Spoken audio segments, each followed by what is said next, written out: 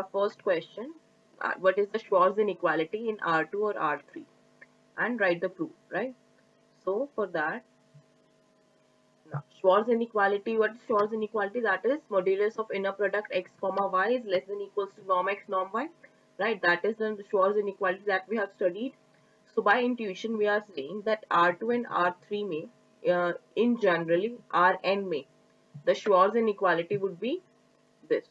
If u and v are any vectors in Rn, then the Schwarz inequality would be this: modulus of dot product of u comma u dot v is less than equals to modulus of u into modulus of v. Right? We are saying this. Now, how we are saying this? How do we prove this? So now see, how do we induce this? For R2, if we take n is equals to 2, then u dot v क्या होता है?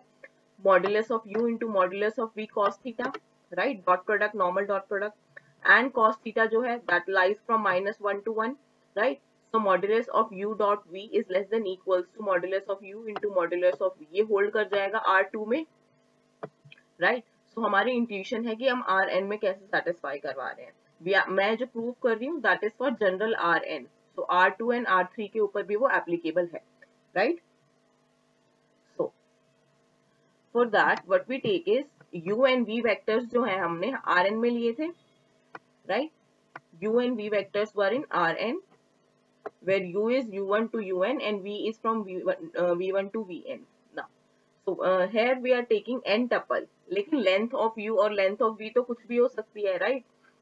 Length of a vector can vary, right? So therefore हम क्या कर रहे हैं? हम एक y vector ले रहे हैं, right? And y vector क्या ले रहे हैं? Modulus of u into v minus modulus of v into u. अब इसको करने से अगर v वेक्टर के साथ हमने मॉडुलस ऑफ u मल्टीप्लाई कर दिया एंड u वेक्टर के साथ मॉडुलस ऑफ v मल्टीप्लाई कर दिया, तो ये जो दोनों वेक्टर्स बन रहे हैं, राइट, सब्ट्रैक्शन के दोनों तरफ से वेक्टर्स बन रहे हैं, modulus of u and modulus of v into u, इन दोनों की लेंथ सेम हो जाएगी, राइट? बिकॉज कॉमन फैक्टर आ जाएगा इनमें, u की लेंथ तो थी एंड देन v की लेंथ भी आ जाएगी, राइट? तो यहाँ से मॉडुलस ऑफ ये सेम हो जाएगा, इन दोनों का modulus. Length is nothing but modulus, right? So therefore हमने एक y वेक्टर लिया है सच दैट उसकी लेंथ जो है वो 0 वेक्टर है, लेकिन y वेक्टर जो है वो Rn में है. ये क्लियर है? नेक्स्ट हम क्या कंसीडर कर रहे हैं? y into y, right? y dot product y, ये इंटू का मतलब यहाँ पे डॉट प्रोडक्ट है. So y dot product y would be y की जगह हम सब्स्टिट्यूट कर देंगे ये, राइट? एंड सिंस हमें पता है कि जब हम डॉट प्रोडक्ट निकालते हैं दो वेक्टर्स की, w एंड w दोनों सेम वेक्टर्स की डॉट प्रोडक्ट निकालते हैं, that would be w1 square plus wn square, right? And that would be greater than equals to 0 because square term है, that should be greater than equals to 0, right? So we have the first inequality here that 0 is less than equals to y dot y and y dot y is equals to this, right? अब इस inner product को जब open करेंगे, so we would have modulus of u square into v dot v, right? First term.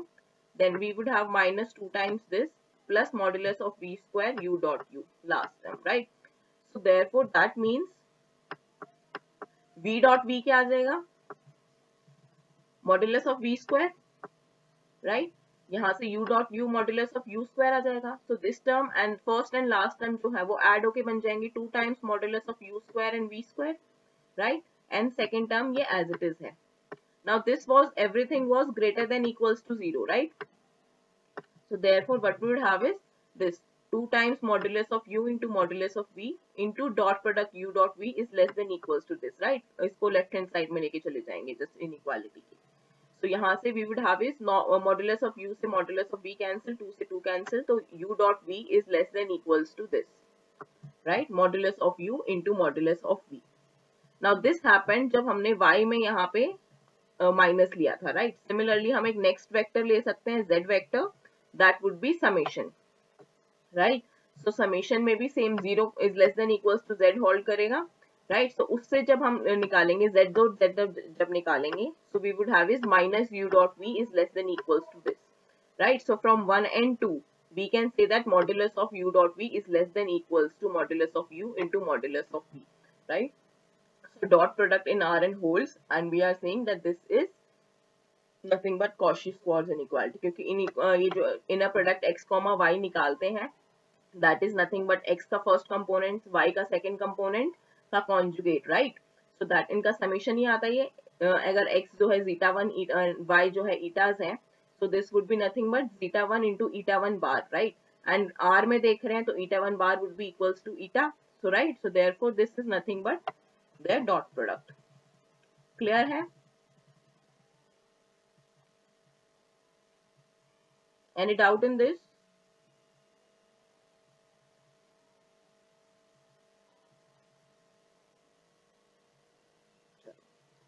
So we have next question.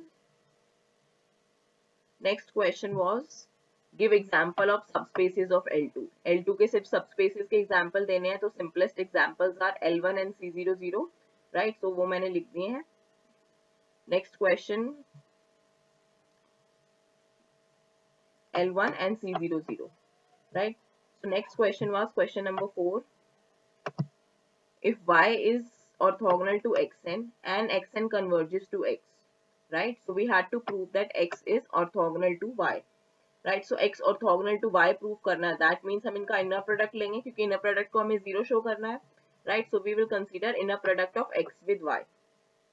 Now inner product of x with y, x क्या है, xn की limit है, right. So x की जगह पे हम क्या लिख सकते हैं, x की जगह पे limit of xn comma y, right, and then limit बाहर आ सकती है because this is a continuous function inner product, right.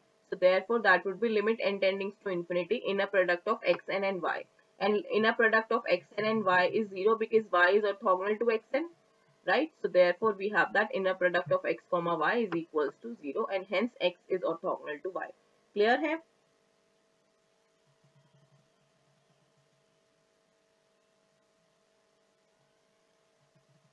Next question, question number 5.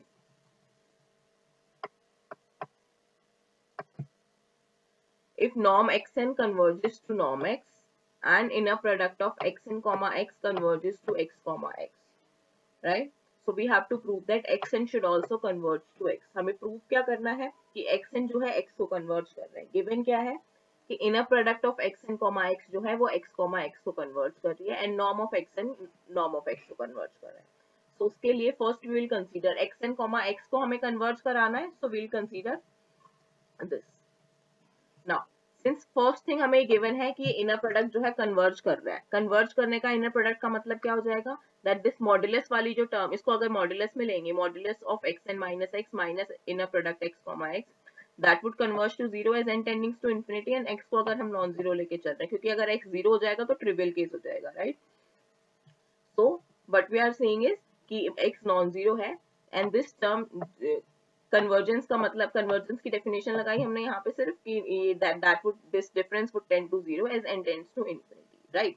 Now this difference जो है इसको हम एज लिख सकते हैं this adding and subtracting this term inner product of xn comma xn, right. xn comma xn inner product को हमने add and subtract किया, so we would what we would have is triangular inequality first two terms पे लगाएंगे अगर हम, सो that would be first two terms का inner product and second two terms का, right. And the first terms में क्या आएगा, inner product of xn comma x minus inner product of xn comma xn, right.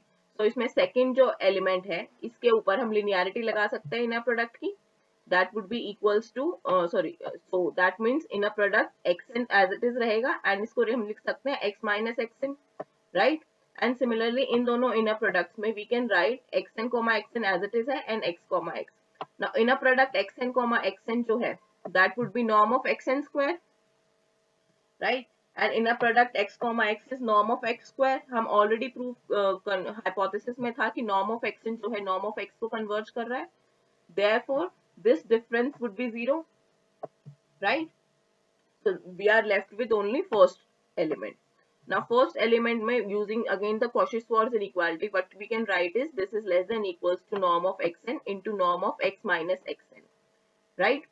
So and this would converge to, now x जो है xn को converge करना हमें दिखाना है, ये हमें पता नहीं है कि ये converge कर रहा है या नहीं कर रहा है, हमें यही शो करना है, लेकिन xn जो है वो x को converge कर रहा है, that we know. So norm of xn जो है वो norm of x को converge कर रहा है, that is given, right. So that ये वाला जो term है inequality वाला, this would converge to norm of x into norm of x minus xn.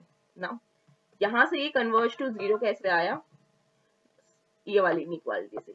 LHS जो हमने यहाँ तक LHS कंप्यूट किया है, एंड LHS जो है वो जीरो को कन्वर्ज कर रहा है, ठीक है। एंड ये जितनी भी इनइक्वालिटी आ रही है सारी लेस देन इक्वल्स टू आ रही है, means these are all less than equals to, right. So norm of x into this is less than equals to 0 and this is also converging to 0, right? So therefore now x जो है non zero है, so norm of x zero नहीं होगा, and that would imply इसको zero होना पड़ेगा, right? So norm of x minus xn converges to 0 and that means xn converges to x. Any doubt?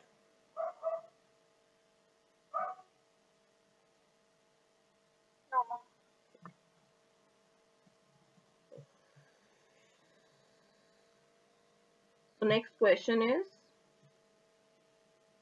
question number 7. Show that in inner product space x is orthogonal to y if and only if this equality holds, right? So to prove this,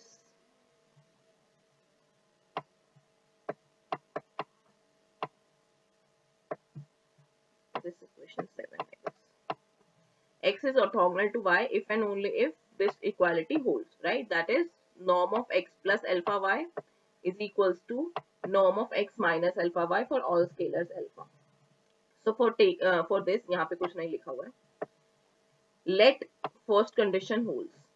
This condition holds, right? That inequality holds. That is x plus alpha y का norm is equals to x minus alpha y का norm, right? Then we can consider norm इसका square, right? अगर norm equal है, norm evaluate करने के लिए we can consider in a product space में इसका square, right? So norm of x plus alpha y का अगर हम square निकालते हैं, that would be nothing but inner product of x plus alpha y and x plus alpha y, right?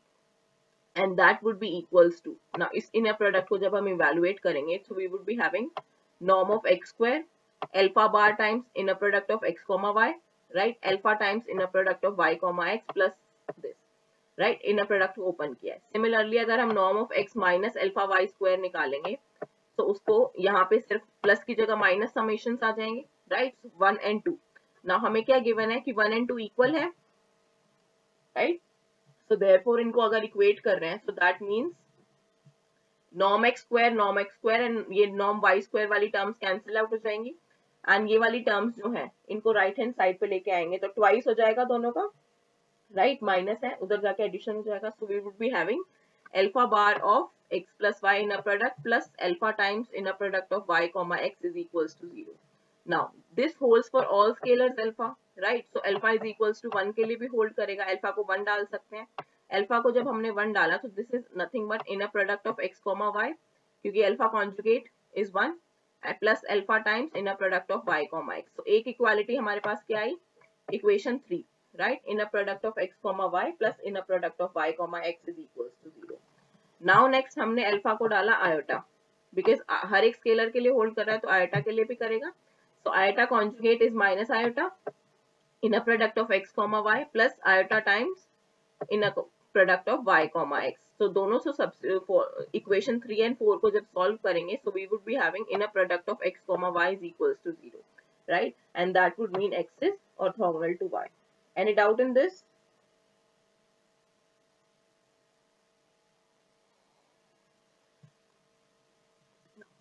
Second was we had to prove converse way also that if x is orthogonal to y then equality holds. So let us assume x is orthogonal to y. So जब हमने यहाँ पे x plus alpha y का norm निकाला था तो that was equation 1, right? Equation 1 में x plus alpha y का norm निकाला हुआ था and that was nothing but norm of x square plus this plus norm of y square. Now x is orthogonal to y होगा, that means ये inner product 0 हो जाएंगी, right? So therefore from equation 1 and equation 2 में भी as it is अगर x orthogonal to y है तो ये inner product 0 हो जाएंगे दोनों, right? So from 1 and 2 we can say that if x is orthogonal to y this equality holds. Clear है ये?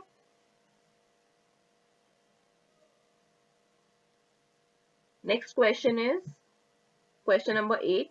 This is similar to this. Show that in inner product space x is orthogonal to y if and only if this holds, right? So you have to do this yourself. Similar question hai. Next question is question 10. We have already done in the class, right? If T is a bounded linear operator on a complex inner product space and if this holds then show that T is equals to 0. and this does not hold in case of real inner product space. So we have done already in the case of in the class, right, as a lemma. So next we have section 3.3.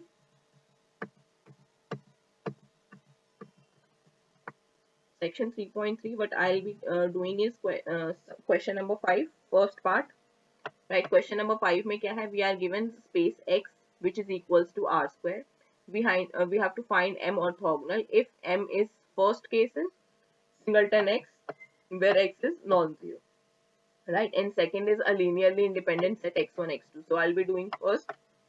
Similarly, you can do second, right? So question number first part is this.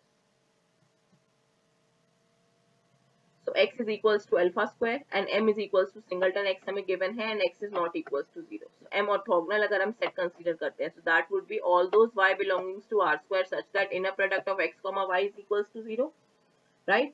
Now inner product of x comma y लिखा है यहाँ पे सिर्फ क्यों? क्योंकि m is singleton x and अगर इसमें ज्यादा elements होते हैं तो उनकी products भी आती है, जैसे x1 x2 second case में दिया हुआ है, that means inner product of x1 comma y भी 0 होना चाहिए and inner product of x2 comma y भी 0 होना चाहिए, right? So therefore now m पर जो है हमने ये set consider किया and y r2 में है तो उसको हमने लिखा eta1 and eta2 के form में, right? Now inner product x comma y 0 है and r2 में inner product is nothing but corresponding elements का multiplication, right? Dot product. So that would be equals to zeta1 eta1 plus eta2 is equals to 0, right? Using this inner product is equals to 0. तो यहाँ से हमारे पास eta2 क्या आ गया? That is equals to minus zeta1 upon zeta2 into eta1, right? So अगर हमारे पास एक y vector इस फॉर्म का होगा, y is equals to eta1 comma eta2 and eta2 किस फॉर्म का होना चाहिए? इस फॉर्म का, minus zeta1 eta1 upon zeta2. Then जो ये y वेक्टर है ये इस वाली कंडीशन को होल्ड कर देगा, that inner product is equals to 0 and that means y जो है m पर्प में बिलोंग हो जाएगा. तो m पर्प जो है वो क्या आएगा? All those y such that y is of this form. Clear है?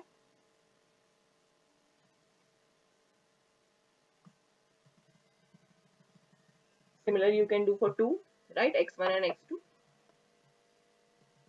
Next is a question. Read the question first. Question 6. We have to show that y set क्या है? All those x such that x जो है element है L2 का, right? मतलब zeta j sequence है such that even numbers पे वो 0 है, even places पे, right? Zeta 2n is equals to 0 and we have to prove that this y is a closed subspace of L2 and find the y perp, right? So first we'll be doing y perp and then I'll show how it is a closed subspace, right? And if what if y perp is equals to this, then we have to find also. So first part is y perp, I'll do that and then I'll prove how it is a closed subspace. Now y perp, what would be the y perp is all those y belongings to L2 and y L2 में है तो हमारा sequence ले रहे हैं eta j type का, y is equals to eta j sequence such that y perp में होने का मतलब क्या है?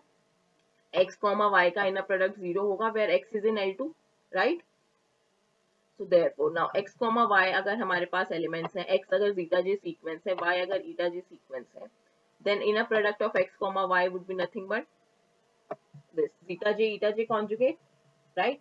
And this is equals to 0 हमें first find करना है, right? हमें क्या given है? x जो sequence है, x हम L2 का y set का sequence ले रहे हैं ना, x is in y and y में कैसे element है such that zeta 2n is equals to 0, right? So therefore since zeta 2n 0 है, so इसमें जब हम इस पूरे सम में जब इवेलुएट करेंगे 2n वाले के सारे एलिमेंट्स हट जाएंगे because 0 into eta 2n types का आएगा, राइट? तो जितने भी इवन प्लेसेस पे एलिमेंट्स है वो 0 होंगे एंड हमारे पास क्या बचेगा? सिर्फ summation with respect to odd terms, right? So that would be summation n is equals to 1 to infinity zeta 2n minus 1 eta 2n minus 1 conjugate, right? यहाँ पे x नॉन जीरो लिया है हमने, right?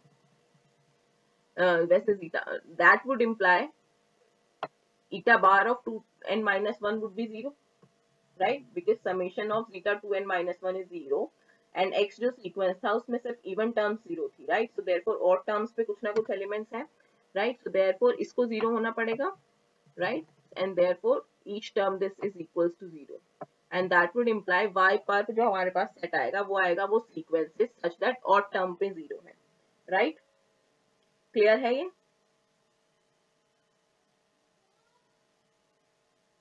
नेक्स्ट हमें prove करना था कि this y is closed, right? तो क्लोज प्रूव करने के लिए हम क्या करेंगे, हम एक सीक्वेंस लेते हैं xn, जो कि अज्यूम करके चल रहे हैं कि x को कन्वर्ट कर रही है इन L2 में, right?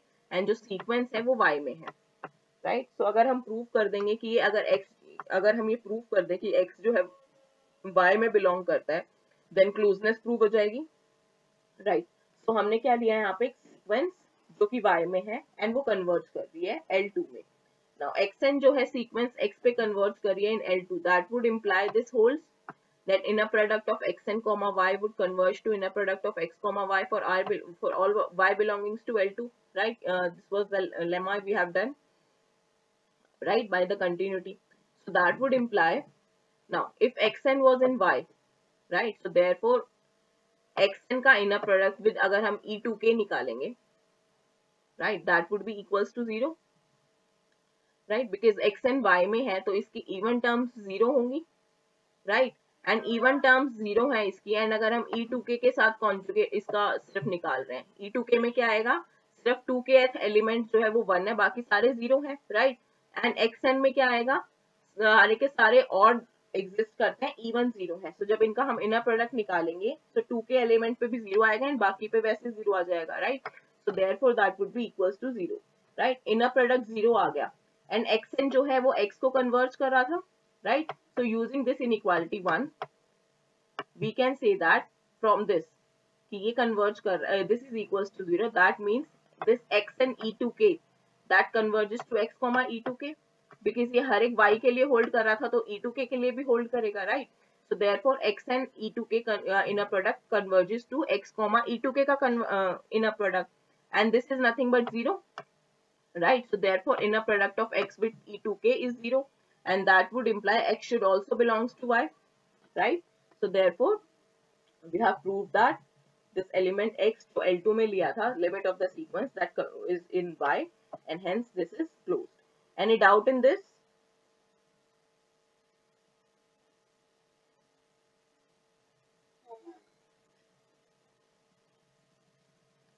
Next we have question number 7.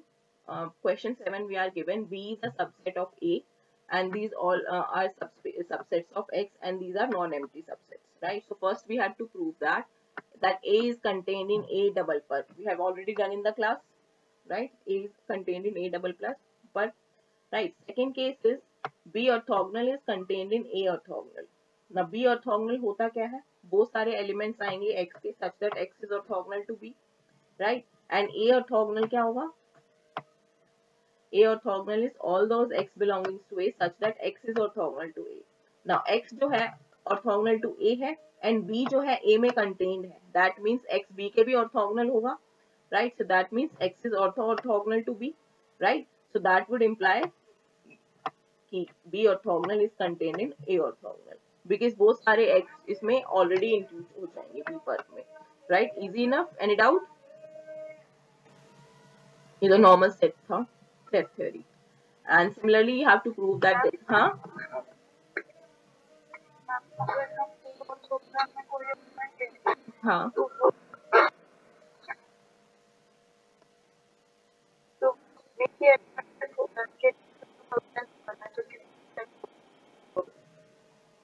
अगर B is contained in A है and A orthogonal का अगर हम कोई एलिमेंट ले रहे हैं, एक बार क्वेश्चन रिपीट करो.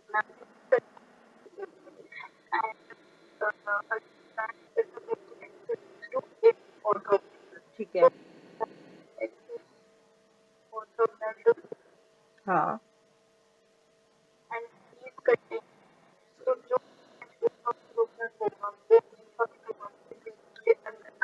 हाँ हाँ हाँ नहीं देखो, मान लो यहाँ पे B में अगर हम एक्सेस से कंफ्यूज कर रहे हैं, लेट अस से कि B में एलिमेंट जो है वो Y है, ठीक है? Y is in X such that Y is orthogonal to B. Y is orthogonal to B, ठीक है? नाउ अब हम क्या ले रहे हैं कि x का एलिमेंट ले रहे हैं, हम A का एलिमेंट ले रहे हैं, right? X belongings to A. Now x जो है ऑर्थोगोनल है a के, राइट, एंड a का जो एलिमेंट है,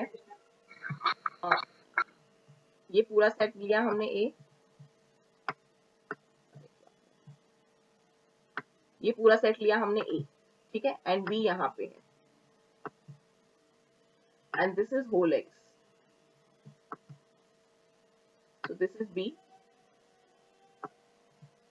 this is a, and this is x, right? So what we are saying is कि a पर्प में कौन से एलिमेंट आ रहे हैं जो a के ऑर्थोगोनल है, राइट? सो दैट मीन्स यहाँ पे कोई एक एलिमेंट आएगा x में जो कि a के ऑर्थोगोनल है, राइट? a के ऑर्थोगोनल होने का मतलब वो b के भी ऑर्थोगोनल होगा ना, हम यही कह रहे हैं, क्योंकि b जो है वो a में ऑलरेडी कंटेन्ड है।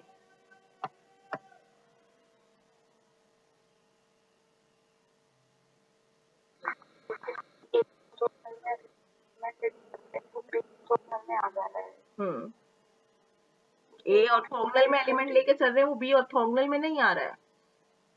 हमने ए की ये डेफिनेशन लिखी है यहाँ तक बस, देन उसके बाद हमने यूज किया है कि सिंस बी ए में कंटेन कर रहा है, राइट, एंड एक्स जो है एलिमेंट वो पूरे ए के ऑर्थोगोनल है, दैट मीन्स वो बी के भी तो ऑर्थोगोनल होगा, क्योंकि बी उसका एक सबसेट है ए का, राइट? जैसे अगर एलिमेंट्स देखते हैं, ए में है 1 to 10 एलिमेंट्स हैं, 1 to 10 एलिमेंट्स अगर ए में है, राइट, एंड बी में अगर हम ले रहे हैं एलिमेंट्स 5, ठीक है, तो बी जो है सबसेट है ए का, राइट, राइट। अगर हम कह रहे हैं कि एक कोई ऐसा एलिमेंट आ रहा है जिसकी इनर प्रोडक्ट जो है एक्स 1 to 10 एलिमेंट्स के साथ 0 है, ठीक है, तो क्या उसकी 5 के साथ नहीं होगी? 5 के साथ तो ऑटोमेटिक हो जाएगी ना। So that is what we are saying कि सिंस बी ऑलरेडी ए में ही कंटेन्ड है एंड ए के हर एक एलिमेंट के साथ वो होल्ड कर रहा है, तो बी के भी साथ करेगा। So therefore that implies B perp would be contained in A pulp.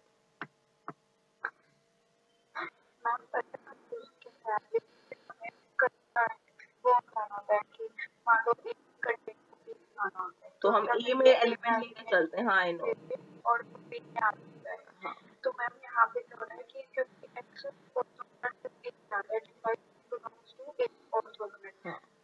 Last में हमारे पास आता है x is also equal to b, तो वहाँ से आता है कि x belongs to b also, doubt हो रहा है, तो तुम इसको यहाँ से लेके चल सकते हो b से कि let x belongs to b पर such that means x is orthogonal to b, right? x is orthogonal to b and b इसको अगर a को हटा दो यहाँ से, ठीक है, then इसके बाद next and b is contained in a, that means x is orthogonal to a, ठीक है, अब क्लियर है? ठीक है, चलो third part you can do yourself, a triple perp is equals to a perp, इसमें तो कुछ नहीं करना है, as done in a double pulp को हमने जैसे दिखाया था सिमिलरली यहीं पे करना है। So question number 8 is show that the annihilator of a set is an inner product space is a closed space। we हम ऑलरेडी प्रूव कर चुके हैं कि m पर्प जो है क्लोज्ड होता है, राइट, क्लास में प्रूव किया था। Next we have that show that a subspace y of a Hilbert space is closed if and only if this, ये भी हम ऑलरेडी प्रूव कर चुके हैं, right. So next question is, if M is non-empty and is a subset of a Hilbert space, show that M double perp is the smallest closed subspace of H which contains M, right? That means अगर एक और कोई subset आ जाता है, हमारे कोई subspace आ जाता है क्लोज सबस्पेस जो कि M को कंटेन करता होगा, then that should be M pulp जो है उसमें कंटेन होना चाहिए, right? That is the smallest, right? So to we prove this, we are given जो है M पर्प जो है M जो है नॉन एम्प्टी है and M is a subspace of H, right? We have to show that M double perp is the smallest closed subspace of H which contains M, right? So in contradiction let us assume that K एक closed subspace है जो कि M को contain करता है, ठीक है, and contrary to what, हमें prove क्या करना है कि M double perp K में contained है, right? So on the contrary what we will assume is let K is contained in M perp, right? So अब देखते हैं इसमें क्या contradiction आती है। now M perp जो है नॉन एम्प्टी सेट है, M नॉन एम्प्टी है, so therefore we can find an element M perp such that कि ये by using this inequality, strict inequality लेके चल रहे हैं that k is strictly contained in M पर, राइट, क्योंकि इक्वल टू हो जाएगा तो वो सबस्पेस इक्वली हो जाएगा, राइट। सो स्ट्रिक्ट इनइक्वालिटी लेके चल रहे हैं that k is strictly contained in M पर, दैट मीन्स हमें x M पर में एक ऐसा एलिमेंट x मिल जाएगा such that x is not in k, right. And since k जो है एक प्रॉपर क्लोज्ड सबस्पेस है, सो क्वेश्चन क्या था हमने सेक्शन 2.9 में इन थ्योरी क्लास कि हर एक अगर प्रॉपर क्लोज सबस्पेस हमारे पास है तो उसके करस्पॉन्डिंग हम एक फंक्शनल लेके आ सकते हैं, right. So there would exist a functional such that वो वैल्यू x पे तो 1 देगा, राइट। x कौन सा एलिमेंट था जो कि M परप में है, M डबल परप में है बट x में नहीं है, right. That means x k के बाहर का एक एलिमेंट है, तो उस पे तो वैल्यू 1 देगा एंड पूरे k पे 0 होगा। ये हमने एक क्वेश्चन किया था, राइट, याद हो तो, सेक्शन 2.9 की थ्योरी में है। तो इससे क्या आएगा कि एक फंक्शनल है हमारे पास h स्टार में such that this holds, that would imply एक ऐसा y मिल जाएगा हमें h में such that L of x को हम ये लिख सकते हैं। अब इसके प्रूफ में हम रीज थ्योरम यूज कर रहे हैं, रीज रिप्रेजेंटेशन, कि हर एक फंक्शनल के लिए हमारे पास एक रिप्रेजेंटेशन मिल जाएगी इन अ प्रोडक्ट x, y की फॉर्म में, राइट। सो देयरफॉर L अगर h स्टार में है such that this condition holds, L एक बाउंडेड लीनियर फंक्शनल है बिकॉज h स्टार में है, सो देयरफॉर हमारे पास उसके करस्पॉन्डिंग एक रिप्रेजेंटेशन आ जाएगी L of x equals to inner product of x, y, ठीक है। नाउ L ऑफ x को हम ऑलरेडी लिख चुके हैं कि वो 1 होगा, that means this inner product जो है वो 1 है, नॉट इक्वल्स टू 0 है, right. Inner product L of x अगर निकाल रहे हैं तो L of x is nothing but 1, ये हम ऑलरेडी लिख चुके हैं, राइट। तो यहां से हमारे पास क्या आया, नाउ सिंस जो x एलिमेंट था वो M डबल परप में था, right, and inner product of x, y जो है वो नॉन जीरो है, दैट मींस y जो है M परप में तो बिलोंग नहीं करेगा, क्योंकि अगर M परप में बिलोंग करता तो M परप और M डबल परप ऑर्थोगोनल सबस्पेसेस हो जाते तो इनका इनर प्रोडक्ट 0 होना था, राइट। तो दैट मींस ये उसमें तो बिलोंग नहीं कर रहा, तो दैट मींस y जो है M परप में बिलोंग नहीं कर रहा, एंड y M परप में बिलोंग नहीं कर रहा, दैट मींस इनर प्रोडक्ट अगर हम किसी कोई एक z लेंगे M में, राइट, एंड देन उसका inner product with y consider करेंगे तो वो नॉन जीरो आना चाहिए, राइट, बिकॉज अगर m z m में है एंड y m परप में नहीं है तो इनका इनर प्रोडक्ट हमारे पास एक फॉर सम z एक नॉन जीरो आ जाएगा, राइट। ये कॉन्ट्राडिक्शन आएगी, क्यों, क्योंकि यहाँ पे हमारे पास क्या आ रहा है, ये z inner product of z, y क्या डिनोट कर रहा था, LZ, right. L of z is equals to z, y, z जो है एक एलिमेंट है m में, राइट। एंड हमने क्या प्रूव किया ऑलरेडी, L जो है हम ऑलरेडी लेके चल रहे थे ना कि L इक्वलेंटली इक्वल्स टू 0 होगा ऑन K पे, एंड M जो है M कंटेन्ड इन K है, सो L इक्वल्स टू 0 होगा on M also, that means inner product जो ये LZ जो है ये 0 आना चाहिए and that is non-zero, right? So this is a contradiction, therefore M double perp should be contained in K. Clear है ये या कोई डाउट है?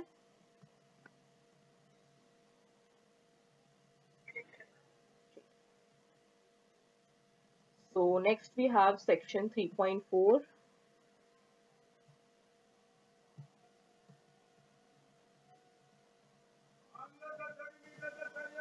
3.4 first example I will be doing is give an example of an x belongs to L2 such that we have strict inequality in equation 12. Equation 12 is Bessel's inequality, right? So हमें क्या prove करना है, एक ऐसा example देना है such that strict inequality hold कर रही है, equality नहीं inequality, such that we have strict inequality, right? So for that if we take even element as हमने सारे जो शॉर्टर बेसिस होता है E1 E2 उसको हमने सबको राइट शिफ्ट किया है, right. So that means E1 element अगर हम ले रहे हैं दैट इज 0 1 0, फर्स्ट एलिमेंट पे 1 नहीं है, सेकंड एलिमेंट पे 1 है, E2 जो है थर्ड एलिमेंट पे 1 है, E3 जो है फोर्थ एलिमेंट पे 1 है। सिमिलरली अगर हम कंसीडर करेंगे En तो वो क्या आएगा, n+1 एलिमेंट पे 1 आएगा, राइट। तो ये जो EIs हैं ये सारे ऑर्थोगोनल एलिमेंट्स तो बना रहे हैं बिकॉज किसी का भी इनर प्रोडक्ट कंसीडर करो भी दैट वुड बी 0 एंड इनका नॉर्म 1 है। सो EN जो सीक्वेंस है वो ऑर्थोनॉर्मल सीक्वेंस है बट ये कंप्लीट नहीं है, राइट, बिकॉज ये हम और जो है कंप्लीटनेस होने के लिए क्या करना पड़ता है कि उसमें कन्वर्ज करना चाहिए एंड ये कन्वर्ज नहीं करेगी, राइट शिफ्ट ऑपरेटर है ये, right. So therefore this span is not equals to this. इसका complete होने का हमने सिर्फ यहाँ पे ये लिखने का मतलब था कि the span of EK closure is not equals to L2, right? क्योंकि हमने प्रूव किया था कि strict inequality जो है बेसेल्स इनइक्वालिटी में हमने बोला था कि स्ट्रिक्ट इक्वालिटी कब होल्ड करती है. स्ट्रिक्ट इक्वालिटी को बोलते थे पार्सेवल्स रिलेशन, एंड पार्सेवल्स रिलेशन कब होल्ड करती थी, जब टोटल ऑर्थोनॉर्मल सेट हो जाए, राइट. टोटल होने के लिए span of EK closure equal to L2 चाहिए, राइट. अब हमारे पास ये EN ऑर्थोनॉर्मल तो है एंड हमें इक्वालिटी नहीं चाहिए. दैट मीन्स ये वाली कंडीशन होल्ड नहीं करनी चाहिए, that span of EK closure is not equals to L2, right. तो हम ये प्रूव करेंगे कि ये होल्ड नहीं कर रहा है. कैसे? लेट x जो है एलिमेंट लिया हमने 1 0 0 0, राइट. देन x का inner product with every ei is 0, right. x का inner product with every ei would be 0 because कोई भी ऐसा एलिमेंट नहीं है जिसके फर्स्ट प्लेस पे 1 हो, राइट.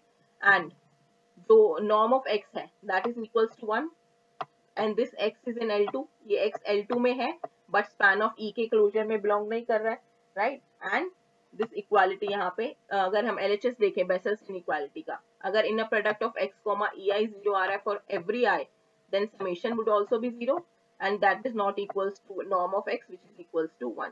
क्लियर है? सो हमने यहाँ पे क्या प्रूव किया कि एक सीक्वेंस हमने ऑर्थोनॉर्मल सीक्वेंस बनाई जो कि कंप्लीट सीक्वेंस नहीं है, एंड कंप्लीट सीक्वेंस होने का मतलब है span of that is not equals to L2, right. And वो दिखाने के लिए हमने क्या किया, ये एक एलिमेंट लिया जो कि स्पैन ऑफ EK में बिलोंग नहीं कर रहा है, so therefore span of EK closure is not equals to L2. now ये जो x एलिमेंट लिया है ये बेसेल्स इनइक्वालिटी को होल्ड कर रहा है विद स्ट्रिक्ट इनइक्वालिटी. ये ऑलरेडी हम प्रूव कर चुके हैं. क्लियर है ये क्वेश्चन?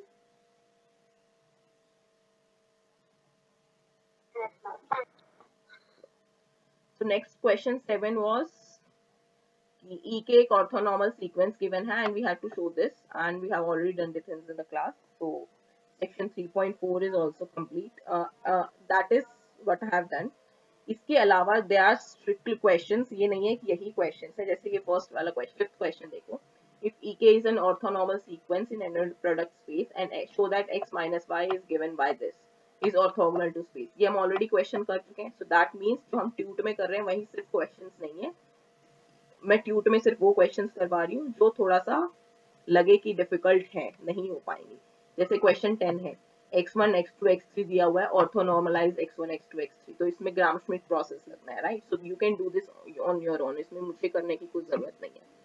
सो एग्जाम में क्वेश्चंस बाहर से आ सकते हैं, दैट मीन्स बाहर से इन द सेंस जो मैं ट्यूट में नहीं करवा रही हूँ, right. And these would be questions from this book.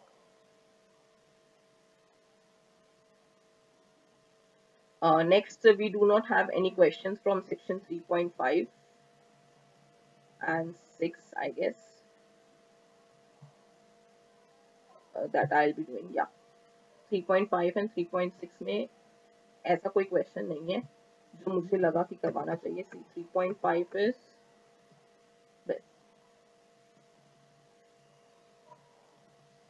ये हम ऑलरेडी प्रूव कर चुके हैं that if this is a sequence in inner product space and this series converges, show that Sn is a Cauchy sequence, right. EJ be the orthonormal sequence in Hilbert space, show that if x is equals to this and y is equals to this, that inner product is the series being absolutely convergent. ये सारी जो points है जैसे x minus y is orthogonal to EK, ये सारे के सारे तुम easily कर सकते हो. that is why I have not done that, right. so try again. किसी में कोई doubt आता है then you can ask. Next question is 3.7 section was not in the syllabus, right. So 3.8, the Rees representation theorem for functionals and sesquilinear form. इसके questions जो है थोड़ा tricky हैं, so we'll do this. The question 2 what we are taking is show that every bounded linear functional f on L2 can be represented of this form, right. That means हर एक bounded linear functional को हम इस form में लिख सकते हैं. So for that what we'll do is we'll use Rees functional theorem. Now x जो है हमें given है कि एक bounded linear functional है, that means f belongs to L2 star है. Then हमें दिखाना है कि fx can be written as this, ठीक है. Now by Rees representation theorem क्या कहती है functional की, since f एक bounded linear functional है तो उसके ऊपर Rees representation theorem लगा सकते हैं for functional, right. and that would say that means f की एक हमारे पास representation मिल जाएगी that fx can be written as in a product x comma z, right? then x को यहाँ पे अगर हम zeta j लिखते हैं and z को अगर हम eta j लिखते हैं तो L2 space में this inner product is nothing but corresponding elements zeta j आ जाएगा and eta j conjugate, right? inner product x comma z in L2 is written by this summation zeta j eta j conjugate, right? so therefore x की representation हमारे पास क्या आ गई जो हमें चाहिए थी zeta j eta j conjugate की terms में लिख सकते हैं, राइट? तो हमें सिर्फ निकालना क्या था कि f की सिंस बाउंडेड लीनियर फंक्शनल है हिल्बर्ट स्पेस में दैट मींस f की एक रिप्रेजेंटेशन एग्जिस्ट कर जाएगी एंड रिप्रेजेंटेशन किस फॉर्म की होगी inner product x, z and जैसे इस फॉर्म की रिप्रेजेंटेशन आ गई inner product x, z की हमें डेफिनेशन पता है L2 में क्या होती है, right? So we have the question.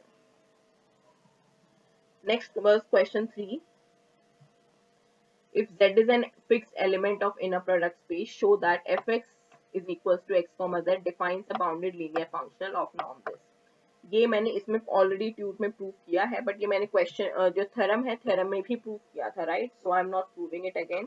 सिर्फ हमें दिखाना क्या है that f is a bounded linear functional and norm is equal, right? So linearity दिखाने के लिए f of alpha x plus beta y consider करेंगे. That would be nothing but inner product with z and inner product की properties से we would have linearity. Similarly, norm of f निकालना है. norm of f would be supremum of this and f of x की value डालेंगे inner product x, z. then इसके ऊपर Cauchy-Schwarz inequality लगा सकते हैं inner modulus of inner product x, z and that would be nothing but less than equals to norm of x into norm of z upon norm of x. So norm x and norm x cancel. We would have mod f is norm of f is less than equals to norm of z, right? Similarly, second way equality proof करने के लिए we will take x is equals to z, right? So inner product x, z that would be this supremum.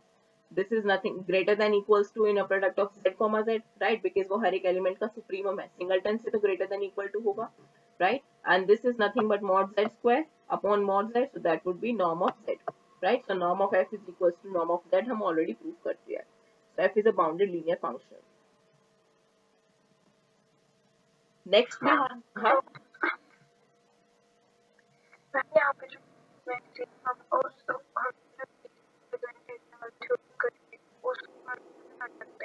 हाँ हाँ वही तो है ये same वही है ये सेम वही है ये. मैंने पहले ध्यान नहीं दिया तो मैंने प्रूव कर दिया बट फिर बाद में ध्यान आया कि मैं ऑलरेडी करवा चुकी हूँ तो फिर मैंने कहा डिलीट करने से क्या होगा. दैट इज वाई ये ऑलरेडी हो चुका है वही वाला है ये. Next is question number 5. we have to prove that the dual space of real space L2 is L2.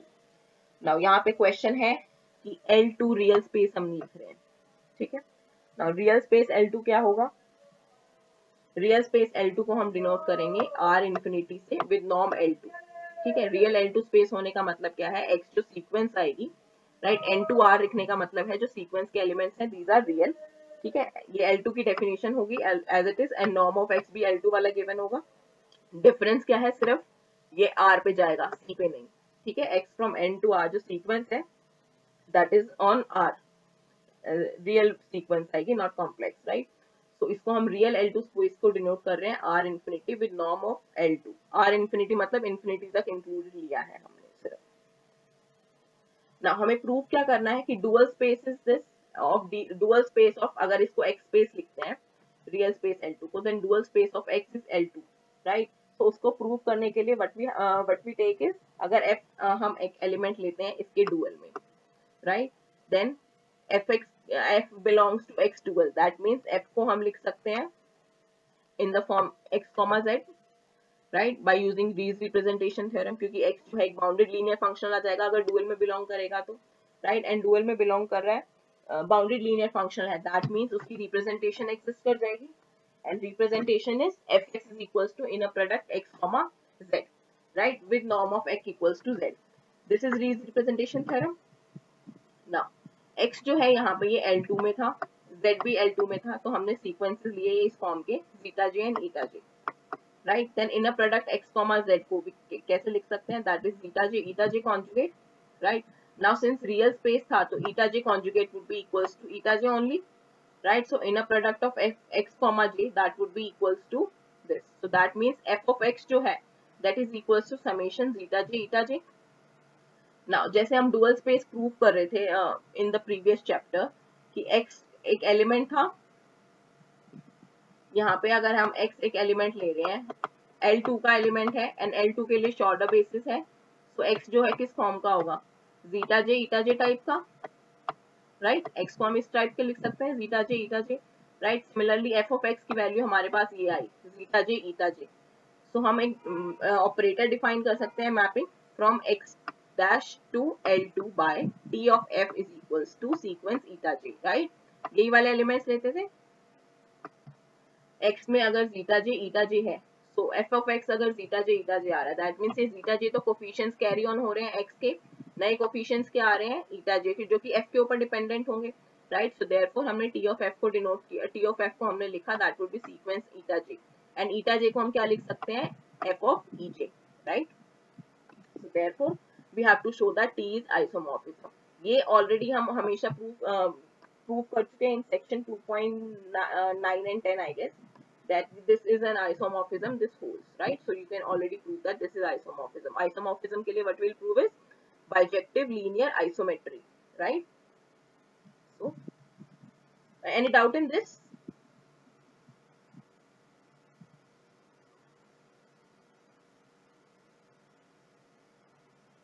Next is a question 7. Statement is necessary. Statement पढ़ो पहले. Question 7 is the dual space H dash of a Hilbert space is a Hilbert space. Show करना है हमें that the dual space of an Hilbert space is an Hilbert space with the inner product this. Right? So इसमें हमें proof क्या क्या करना है? First thing is कि जब dual space निकाल रहे हैं तो उसके ऊपर ये inner product hold कर रही है. That means first proof करना है कि inner product की properties satisfy करती है. Second हमें क्या proof करना है कि जो dual space आएगा, right, वो भी एक Hilbert space होगा. Now इनर प्रोडक्ट की अगर प्रॉपर्टी सेटिस्फाई कर जाएगी, that means inner product space तो हो जाएगा, एंड हिल्बर्ट स्पेस होने के लिए क्या बचेगा, फिर कंप्लीटनेस प्रूव करनी, right. So completeness and inner product अगर प्रूव हो जाएगा, देन वी विल प्रूव कि इसका जो डुअल स्पेस है that would be an Hilbert space, right. So first thing is we are proving कि इनर प्रोडक्ट तुम ऑलरेडी प्रूव कर सकते हो कि this is an inner product. Inner product की तीनों चारों प्रॉपर्टी सेटिस्फाई करवानी है जस्ट, राइट। सो उसमें ये देखो कि एक हम इसको डिनोट कैसे कर रहे हैं, राइट। ये इनर प्रोडक्ट हम लेके कैसे आ रहे हैं। So if we are saying कि F Z and F V, ये F Z and F V क्या है, फंक्शनल्स हैं जेड एंड वी के ऊपर dependent, such that F Z of X अगर लिख रहे हैं that means inner product x comma Z आएगा, एंड एफ वी अगर लिख रहे हैं that means inner product x comma V आएगा, राइट। सिर्फ डिनोटेशन का फर्क है। नाउ लेट अस अज्यूम कि ये दोनों फंक्शनल्स हैं, right, that bounded linear functions है, that is they belongs to this dual. Then Rees representation theorem से क्या आ जाएगा, इनकी representation exist कर जाएगी. So fz can be written as x comma z and fv can be written as x comma v, right. So if we define a map phi from h to h dash, h to h dash अगर हम mapping ले रहे हैं, by h में element लिया v type का, phi of v is equals to h dash में element आएगा इसके corresponding f of, right. So this mapping is phi of v is equals to f of v, and f of v पे x apply कर रहे हैं, that is nothing but inner product of x comma v, right. So we can prove that this phi is bijective isometry by Rees representation theorem. Prove करने की भी जरूरत नहीं है, right.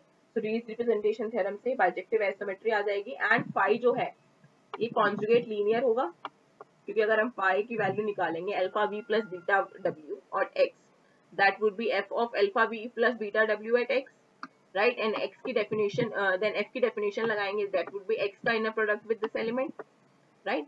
So इस inner product से हमारे पास आ जाएगा conjugate linear. So phi जो है conjugate linear भी है, that means यहाँ से हम ये सिर्फ दिखाना क्या चाह रहे हैं कि ये जो dual space जो बन रहा है h dual, राइट, एच का डुअल स्पेस जो बन रहा है विद दिस इनर प्रोडक्ट अगर कंसीडर कर रहे हैं, तो ये इनर प्रोडक्ट एक्चुअल में आई कहाँ से है, हम इसको इनर प्रोडक्ट तो प्रूव कर देंगे, राइट। इनर प्रोडक्ट प्रूव करने में बड़ी बात नहीं है, तो इंट्यूशन भी तो हमारे पास आनी चाहिए कि एफ को हमने ये इनर प्रोडक्ट डिफाइन कैसे किया है, राइट। सो एफ के अगर एच के हमारे पास दो एलिमेंट्स हैं F Z and F B type के, देन ये इनर प्रोडक्ट हम ये कैसे लेके आ रहे हैं कि ये F Z is equals to this होगा या नहीं होगा, राइट। तो इंट्यूशन है ये हमारी कि इंट्यूशन में कि H टिल्डा में एलिमेंट्स कैसे होंगे, फिर रीज रिप्रेजेंटेशन थ्योरम लगाई उसके ऊपर, देन उसके बाद 5v आया, एंड देन हमने इसको बोला कि फाई जो है कॉन्जुगेट आइसोमेट्री होगी then by Riesz representation theorem, right. So therefore ये एक डुअल स्पेस बन जाएगा, right.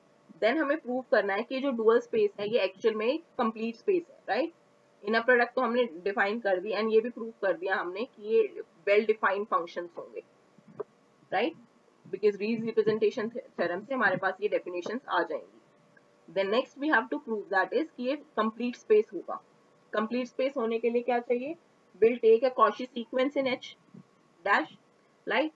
So Fn, let Fn be a Cauchy sequence in H dash and phi of xn को हमने Fn लिया for some xn. ये कैसे आएगा? Fn जो है Cauchy sequence है H tilde में एंड हम यहाँ पे ऑलरेडी प्रूव कर चुके हैं कि ये phi जो है ये बाइजेक्टिव आइसोमेट्री होगी. बाइजेक्टिव है दैट मीन्स सर्जेक्टिव होगी, दैट मीन्स हर एक Fb के लिए हमारे पास एक B मिल जाएगा, राइट. सो देयरफॉर उसको यूज करते हुए हर एक Fn के लिए हमारे पास xn मिल जाएगा, right, such that this whole phi of xn is equals to Fn. Then हम प्रूव क्या कर रहे हैं कि this xn would be Cauchy sequence, right. तो हमारा ये क्लेम है. क्लेम करने के लिए what we'll do is Cauchy sequence prove करने के लिए we consider norm of xn minus xn, right. This is nothing but norm of phi of xn minus xn क्योंकि phi isometry था, right, and phi linear है, so that would be this would change to this phi of xn minus phi of xn, right. And phi जो है हम already लेके चल रहे हैं, फाई ऑफ एक्सएन क्या वैल्यू आ रही है? Fn. And phi of x m value क्या है? Fm. एंड Fm जो है ऑलरेडी एक Cauchy सीक्वेंस है, therefore this would converge to 0 as n tends to infinity, and that implies this xn is Cauchy, and xn जो elements थे वो H में थे, एंड H जो है हिल्बर्ट स्पेस था, राइट. सो देयरफॉर Hn जो सीक्वेंस xn आएगी वो कन्वर्ज करेगी H पे. लेट अस से कि वो X पे कन्वर्ज कर रही है, ठीक है. तो हम क्या बोल रहे हैं कि Fn जो सीक्वेंस आएगी हमारी वो phi of x पे कन्वर्ज करनी चाहिए इन H tilde, H dash. Completeness के लिए हमें यही चाहिए ना कि ये जो सीक्वेंस है Fn ये H dash में कन्वर्ज करनी चाहिए एंड जो एलिमेंट आएगा वो भी H dash का होना चाहिए, दैट इज कंप्लीटनेस, राइट. तो हम पहले क्या प्रूव कर रहे हैं कि ये सीक्वेंस जो है ये कन्वर्ज कर रही है एंड जो एलिमेंट है वो भी H dash में होगा, राइट. तो अगर x H में है तो phi of x तो H dash में होगा, ये क्लियर हो गया, राइट. बाइजेक्टिव मैप था. नाउ तो हमें सिर्फ क्या प्रूव करना रह गया कि Fn जो है वो सीक्वेंस कन्वर्ट करेगी phi of x पे. तो उसके लिए भी consider norm of Fn minus phi x. Fn को क्या लिख सकते हैं? phi of xn and phi of x as it is. Now phi जो है लीनियर है, therefore it can be written as norm of phi of xn minus x, and isometry है, so norm of phi x is equals to norm of x, so this would be equals to norm of xn minus x. and xn जो है already हम prove कर चुके हैं कि sequence x को converge कर रही है, that means this tends to 0 as n tends to infinity, and hence this norm of Fn minus f phi x, this would converge, this is converging to 0 as n tends to infinity. That means H dash is complete क्योंकि हमारे पास sequence आ गई, जो sequence है वो converge कर रही है and converge भी सेट के एलिमेंट पे ही कर रही है, स्पेस के एलिमेंट पे ही, right, because phi x is in H, so therefore H dash is complete. Any doubt in this? No. So the last question for today, we have to prove that H is isomorphic to H double dash. H double dash is second dual space, right? H dash का dash. So for that ये जो है इसको prove करने के लिए first thing is this is reflexive map, हमने बोला था, right, कि if reflexive properties, reflexive spaces क्या होते हैं, that is H should be isomorphic to X dash dash, right. So हमें यहाँ पे या तो यहाँ पे हम प्रूव करें कि H जो है Hilbert space है and Hilbert space is reflexive, right, and the same is in section chapter 4 some chapter. So we will be proving that this is reflexive. The proof is same and we are using Rees representation theorem. So we're doing this now. So first let us assume that A is a mapping from H dash to H which is defined by AF is equals to Z. Right? यहाँ पे F क्या है? Functional in H dash. Right? And H dash में functional है. That means इसकी Rees representation theorem से representation exist कर जाएगी. Fx is equals to inner product x comma Z. Right? तो जो A मैप कर रहा है F को, that is to element Z, and ये z एलिमेंट कौन सा है, ये रिप्रेजेंटेशन थ्योरम से जो z एलिमेंट आता है, right. Then A is bijective, isometric and conjugate linear, हम ऑलरेडी प्रूव कर चुके हैं, एंड प्रीवियस क्वेश्चन से हम ये भी प्रूव कर चुके हैं कि h डैश जो है वो कंप्लीट होगा, राइट। नाउ एंड कंप्लीट किस स्पेस में होगा, with the inner product defined by inner product this, inner product of f comma g is equals to this. यही क्वेश्चन था लास्ट वाला जो हमने किया, that h dash is in a Hilbert space with respect to this inner product, that inner product of f of z and fv is equals to inner product of zv conjugate, right? So we are using this here, that inner product of f comma g is equals to af and ag conjugate, right? Same use किया है, and the conjugate is equals to ag comma f. So ये वाला जो अब तक हमने equation 1 define की है, this is by using the previous question, right? So now inner product define होने का मतलब यहाँ पे first equation define हो गई। Now हमें proof क्या करना था कि h double dash and h isomorphic है, तो हमें h का एक एलिमेंट चाहिए h डबल डैश में, तो h डबल डैश में हमने मान लिया एलिमेंट है h, right? So therefore h of f जो है उसकी भी रीज रिप्रेजेंटेशन थ्योरम से एग्जिस्टेंस रिप्रेजेंटेशन मिल जाएगी, राइट। एंड मान लो इसकी representation is f comma f not, ठीक है। So by equation 1 this f comma f naught का inner product, this can be written as inner product of af naught comma af, right, by equation 1. So therefore यहाँ पे हमारे पास क्या आ गया, that inner product of h of f is inner product of af naught where af, right, that means ये f जो है ये af पे जा रहा है and af naught हमारे पास कोई एक अलग एलिमेंट आया है, right.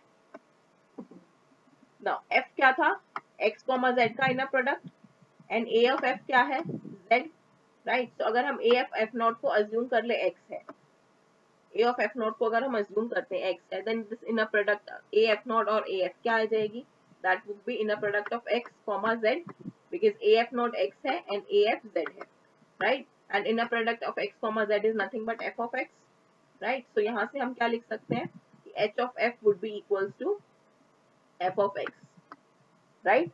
So therefore if we define this map, C map from H to H dash as C of X goes to G, नहीं H,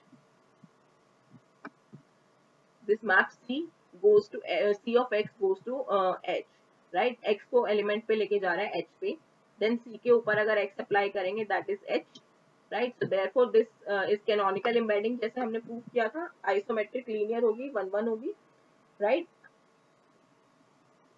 And since जो हम H ले रहे थे in double dash was arbitrary, तो C surjective भी हो जाएगा and that would hold, right? So इसके लिए हमें isomorphic spaces दिखाने के लिए हमने प्रूव क्या किया है, पहले हमने एलिमेंट लिया H dash और H में, क्योंकि H डबल डैश में जाने के लिए हमें पहले H dash चाहिएगा, राइट।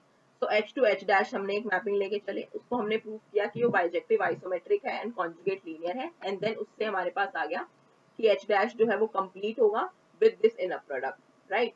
नाउ हम H dash से H डबल डैश पे जा रहे हैं, राइट। सो यहाँ पे हम ट्रांजिटिविटी यूज कर रहे हैं, यहाँ पे हम कहाँ गए, H dash से H डबल डैश पे यूज गए, ठीक है। एंड H डबल डैश पे जाने के लिए एक एलिमेंट लिया H जो कि H डबल डैश का था, एंड इन दोनों को रिलेट किया, राइट। एंड देन फाइनली हमने इन दोनों को कंपोज करके एक मैपिंग लिखी C from H to H dash defined as C of X is equals to H, and we have proved that this C is isomorphism. Clear है? Any doubt?